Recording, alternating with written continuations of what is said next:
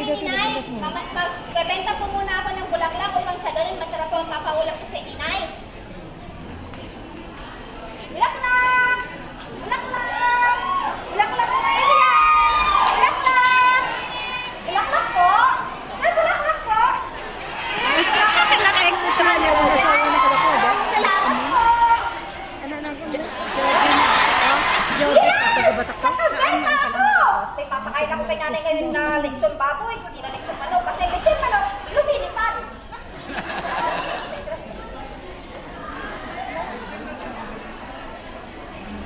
Inay! Inay! Inay! Andito na po ako, Inay! Inay! Yung baka mga bago ito. Inay! Ba't mo? Ay, mayatawan mo. Silaw dito. Hindi ng ikaw lang inaasa ko, ikaw lang kasama ko sa buhay. Tapos ngayon, iniwan mo ko paano na lahat ng pangarap ko. Kakating ko pang sa ganun, may pangako ko sa'yo, Inay. Inay! Inay! Inay! Inay! Okay, what? Inay! Galing.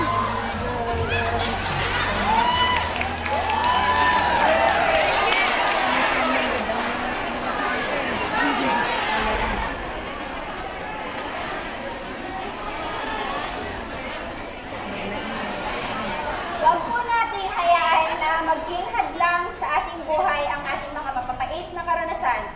Bagkus, gawin po natin itong bagtungtungan upang makamit natin ang ating mga pangarap sa buhay. Because everything in this world happened with a reason. And there is a...